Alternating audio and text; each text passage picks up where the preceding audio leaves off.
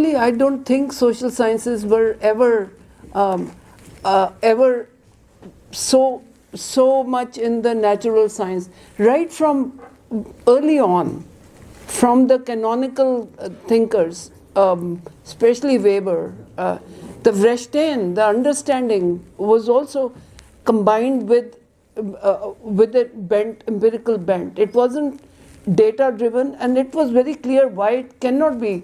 Even my point is, even the grandfathers of Western social sciences agreed that we cannot be, because our object of study is reflexive. Human beings are reflexive, and self-knowledge can change their behavior. They are not atoms of matter. So I don't think they were that enamored of science in the first place. I personally think the cultural turn has something to do with exhaustion and sense of defeat. The broken dreams of socialism, they didn't come through. In the 60s, there were that's when it really takes off. The authoritarian record of Soviet Union, and it became you can't deny it anymore. I mean, the earlier generation, Bernal and all, tried to still make room for Stalinism. By the time of Foucault and all, nobody could really accept that kind of communism is liberatory. It was like plague on all of you, that kind of a thing. That's my reading of it. In India, I have proposed it was the cultural despair after the emergency, and the re-emergence of Gandhi, of Hindu Swaraj Gandhi, the most reactionary elements and most anti-modernist. It was it was the disillusionment with the democracy, liberal democracy, after the and the nationalism, the way the state went after nationalites, that sparked the subaltern studies. And Nandi and all were part of the JP movement. I think the effect of JP movement on new social movements. JP wanted, like Gandhi, a non-party politics. And if you read the writings of Ashish, the Kothari, the elder Kothari, and Nandi, and Lokayan, the group Lokayan, you find this, resurgence of that got tied up with new social movements, which again happened because Marxist left were so blind. They focus on class had left out all these other environment, Dalits, so they came up. That's my reading. But no, I don't agree with you, is all I'm saying. And right, Aapka, that was a very sorry, I lost my train of thought. What you said about the Nai Talim, I remember reading a book by Myron Weiner. I mean, you cry when you vocational training for the poor. The casteist ideas were happily going on there, and I see your point that it's like kicking the ladder. You have climbed it now. If others, the underclass is coming up, they don't need it. Go back to our traditions, and that's what the Nandi is. I mean, the hypocrisy of people like I known him. I mean, this Nandi Nanda business has been going on. We used to go, as I told you. I mean, I was such an idealistic young person. I would go trudge all the way, and their life. I mean, वैसे तो West को गालियाँ दे रहे हैं. They live in their lifestyle is so thoroughly Western. What is so spiritual about your lifestyle? I have nothing against having a peg of whiskey when you are chatting with her. It's fine, do it. But then don't go around condemning the Westerners as, as just these some sort of devils who are just there. All Western thought is there to just control, to exert power. There are liberating. But anyway, so there is the issue of hypocrisy that has always bothered me about him. Yeah. Rashi and Rashi. Yeah. Thank you for the lecture. So in your work, you often describe postcolonial theory as part of the left, but many Marxists think that the postcolonial theory reflects from issues of class, universal materialism, and political economy. So, Yeah, no, they have a point, because postcolonialism theory, I mean, it differentiated itself from Marxism as historicist, as materialist, and Eurocentric. That is true. The reason by left, you don't have to mean only the Marxist left. What I meant was, why I still insist on calling them leftist, is their very commitment to speak for the marginal, to find resources in the subaltern worldview to base their modernity on. They don't talk of, unfortunately, the idea of, socio-economic justice is not there, but epistemic justice is predominant. So basically, they are speaking in a language of, giving voice to the poor. In that sense, only I would say they. And also in the West, postcolonial theory has established itself as a voice in every marginalized identity, from gays to blacks to whoever. It's like oppression of black people is an analog to the colonized. So their heart is in the left. आगे कुछ और नहीं कह सकते. No, both these points are good. I mean, one can, why impose modern reason on why? It's just that nobody is out of modernity. It is a worldwide, I mean, we live in a modern world. And to those who, I mean, of course, if they want to, they can, like Americans, a lot of Americans do, not a lot, but some, go off the grid. They just go off the grid. It's so far a free country, nominally, America. It is fine. My thing is, it is depriving them of fruits of 500 years of progress in human knowledge.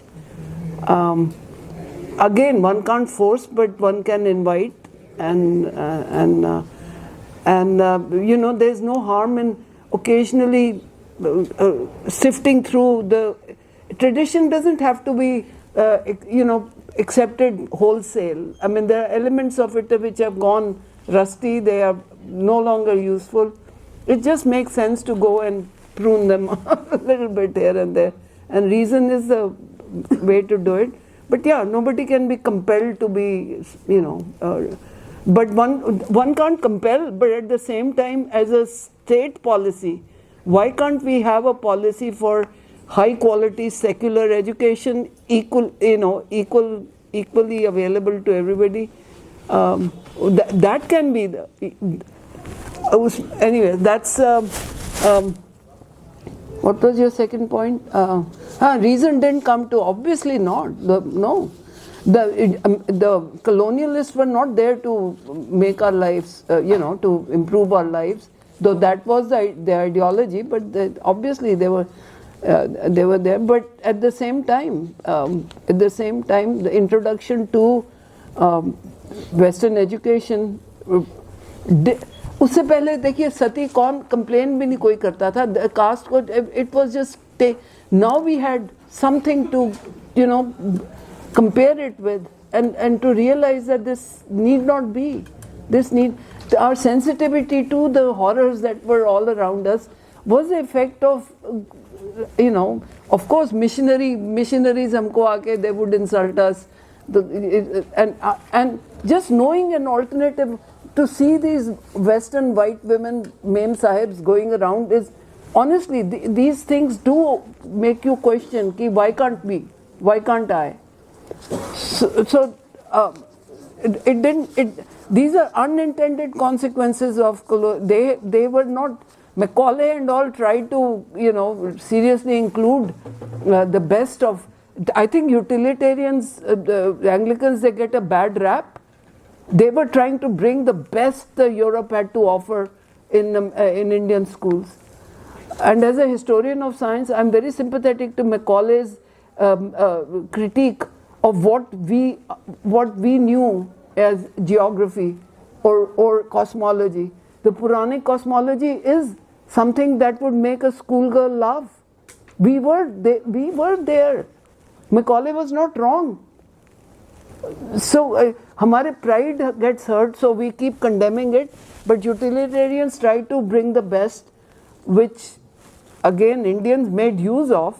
Vivekananda and all were educated in the best of Western thought, philosophy and sciences. I don't know so much about sciences. He was more in the humanities, but so it's up to us to make, अब China से compare कीजिए, China, when the Chinese elite confronted the West, they realized that they were weak compared to the Westerners, but they were not so blindsided by the Bhadralok thinking. They condemned Confucius, they condemned their own tradition for having led them to the. In our case, all our problems were because of decline of dharma, not because of dharma. We never, except, tabhi to Dalits kept on, asking for, look at the, but most of our reformers were, the reform must come from within Hindu dharma. Why can't Hindu dharma itself be questioned? So we had the kind of elite that we had, which was upper caste, which had centuries of thinking in caste terms of superiority and inferiority, while other elites were culturally different, that they could point a finger at Confucianism.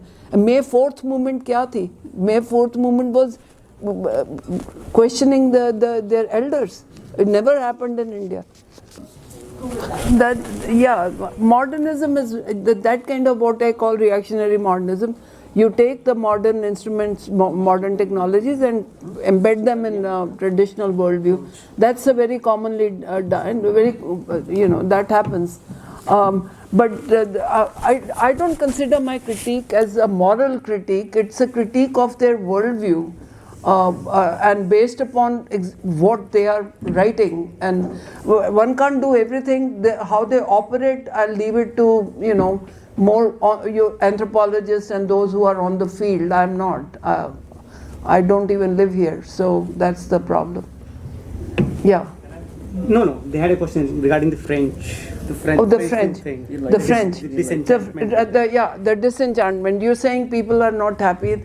There are many contingent causes for current. I understand. France is having American movement. In that sense, you have a very strong right wing, and there are political problems of neoliberalism everywhere, more acute in America than there. Immigration, anti-Islamophobia and all. So that is part of it. But you're saying they don't believe in anything, they are unhappy, they are lonely. That sort of a critique has been lobbed at liberalism by definition. That liberalism atomizes and it does not. I question that. Having lived in America for 4 decades now, it is not clear that these, once you lose your original communities, America anyway doesn't have, but there are voluntary communities people make of choice. They're communities of choice. I object to most social scientists adding atomistic before individual. No, we are social beings. Go sit on a bar, ask for a beer, but sit at the counter. You will, you made the first step toward making a, so I'm not sure. Loneliness could be, I know at the same, you have a point. There is an epidemic of loneliness too, they say. At the same time, there are these voluntary associations, communities people make. Okay, afterwards. Can I do outside? Since we are in the topic of France, now let me glitter in on the session. And thank you all. Thank you for turning up in large numbers, and thank you to our panelists for illuminating comments. Yeah. And thank you to Professor Meera Nanda for writing the book, which I believe is a collective articulation of our criticisms of postcolonialism.